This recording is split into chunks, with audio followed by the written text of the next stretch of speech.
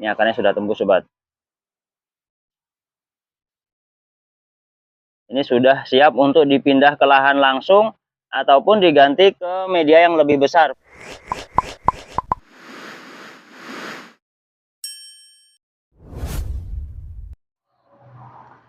Assalamualaikum warahmatullahi wabarakatuh. Halo sobat semuanya, jumpa lagi di channel Agropark. Sobat, tadi malam ada insiden, ini pohon jambu saya terkena angin kencang dan hujan deras, sehingga dahannya ada yang patah sobat. Nah, dahan yang patah ini tidak akan saya buang begitu saja, karena sayang sobat ya, ini bisa kita manfaatkan. Minimal ada 3 manfaat yang bisa kita dapat dari dahan yang patah ini. Ini jenisnya adalah Red Taiwan. Manfaat yang pertama, kita bisa jadikan dahan ini sebagai bahan untuk stek, langsung tancap saja. Kemudian yang kedua, untuk sambung pucuk ataupun sambung sisip. Dan kemudian yang ketiga, bisa juga digunakan untuk sambung susu. Nah, ketiga-tiganya akan kami bahas berikut ini. Nah, sebelumnya, walaupun jambu ini belum berbuah, sobat, apakah bisa dijadikan bahan untuk bibit? Sangat-sangat bisa. Penjelasannya sudah pernah kami bahas pada video sebelumnya, sobat tinggal nonton aja. Nanti linknya kami cantumkan di deskripsi dan juga di pojok sini sobat. Tinggal klik. Tapi selesaikan dulu nonton video ini. Nah, yang pertama saya akan gunakan dahan-dahan mudanya yang berwarna hijau muda ini untuk bahan stek pucuk. Ini saya potong-potong dulu sobat.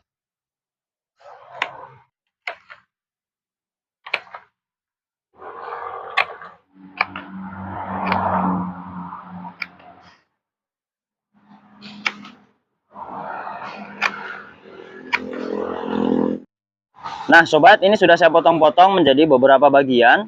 Ini bagian yang paling muda, paling ujung. Ini yang bisa kita gunakan untuk stek pucuk. Ini sobat.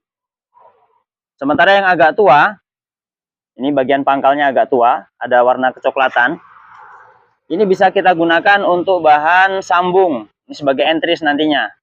Kemudian yang ini, yang warnanya sudah lebih banyak coklatnya daripada hijaunya. Ini bisa juga kita jadikan bahan stek. Ataupun kita jadikan untuk entris juga boleh. Entris untuk sambung sisip boleh. Kalau sambung pucuk ini terlalu besar sobat. Ini bagusnya untuk sambung sisip. Kemudian yang ini yang batangnya lebih besar lagi. Ini akan kita jadikan bahan untuk sambung susu. Kita akan susukan ke bibit jambu yang tumbuh dari biji atau yang sudah berakar. Sekarang kita akan membuat bahan stek sobat. Yang pertama stek pucuk dulu ya. Ini pucuk-pucuk yang muda ini. Daunnya kita kurangi sobat. Cabang-cabang yang kecil ini buang saja. Daunnya kita kurangi. Kita buat kecil-kecil saja daunnya. Tujuan pengurangan daun ini untuk mengurangi penguapan. Supaya batangnya tidak mudah kering. Supaya tahan lembab batangnya. Sampai dia berakar. Nah ini pucuk yang terlalu muda. Bisa kita potong. Apalagi ini sudah patah. Nah seperti ini sobat. Ya. Contohkan lagi. Mana yang ada mudanya. Nah seperti ini. Ini yang terlalu muda. Kita potong saja sobat. Daun kita kurangi. Digundul pun nggak masalah sobat. Misalkan digundul total tanpa daun, itu juga boleh, nggak jadi masalah. Tapi lebih bagus jika ada daunnya sedikit. Ini yang bagian bawah buang saja. Nah seperti ini sobat. Setelah kita bersihkan, daunnya dikurangi. Ini bagian pangkal yang akan berakar sobat. Ya, permukaannya kita perlebar. Permukaan calon akar kita perlebar dengan cara menyayat bagian kulit, bagian samping kanan dan kiri. Nah seperti ini sobat. Sehingga nanti bagian kulit inilah yang akan muncul akar. Permukaannya lebih banyak, artinya kemungkinan muncul akar lebih banyak daripada hanya di bagian yang bekas dipotong ini saja. Lalu bekas sayatan ini kita gosok menggunakan bawang merah. Ini sebagai perangsang akarnya. Kemudian siapkan medianya. Medianya ini adalah tanah berpasir. Hanya tanah berpasir saja tanpa ada pupuk. Boleh menggunakan campuran tanah dengan sekam. Tapi kalau saya pribadi lebih suka tanah berpasir. Kenapa? Posisi calon akar atau pangkal ini nantinya rapat dengan medianya. Ini kita tancapkan gini sobat.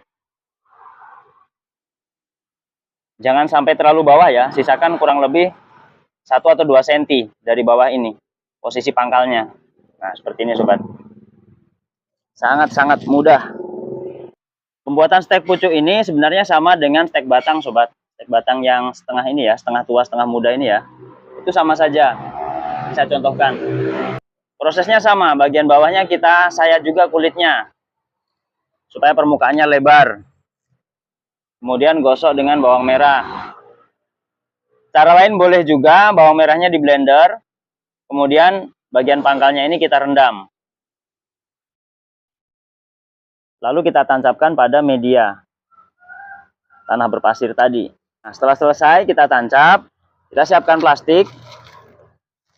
Ini plastik, lebarnya menyesuaikan, panjangnya juga menyesuaikan dengan panjang steknya. Ini panjangnya kurang lebih 30 cm. Fungsi plastik ini sebagai sungkup. Sungkup untuk apa? Supaya bagian batang ini tidak mudah menguap ketika terkena angin. Jadi yang membuat kering itu bukan hanya sinar matahari, tapi angin pun bisa membuat batang ini menjadi kering. Apalagi kalau di daerah panas. Jika dalam jumlah besar, sobat bisa membuat sungkup massal ya. Seperti model keranda itu sobat, yang menggunakan lengkung bambu, kemudian plastiknya lebar. Itu juga boleh, nggak jadi masalah. Nah sobat, hasilnya akan lebih bagus jika bagian sungkupnya sampai ke bagian bawah sobat ya. Seperti ini. Sampai ke bagian polybag. Itu akan lebih menjaga kelembapan. Mau diikat boleh lebih bagus, tidak diikat juga nggak masalah. Yang penting setelah disungkup seperti ini, letakkan di bawah tempat yang teduh, tempat yang bernaung. Seperti di bawah pepohonan yang rindang, atau di bawah paranet yang rangkap 2, atau di bawah daun kelapa yang double 2, di teras rumah bagian timur juga boleh. Terkena sinar matahari pagi masih boleh sampai sekitar jam 8, yang penting jangan terik ya, jangan matahari yang panas, itu nggak masalah. Di dalam ruangan itu kurang bagus, tanpa sinar sedikit pun itu juga kurang bagus. Bagusnya terkena sinar matahari tetapi dalam kadar yang sedikit. Proses stek ini lamanya kurang lebih 1 bulan sampai 1,5 bulan. Itu tergantung dari kondisi media, kondisi batang, dan banyak faktor yang lainnya sobat ya. Kelembapan, suhu, sinar, itu sangat berpengaruh.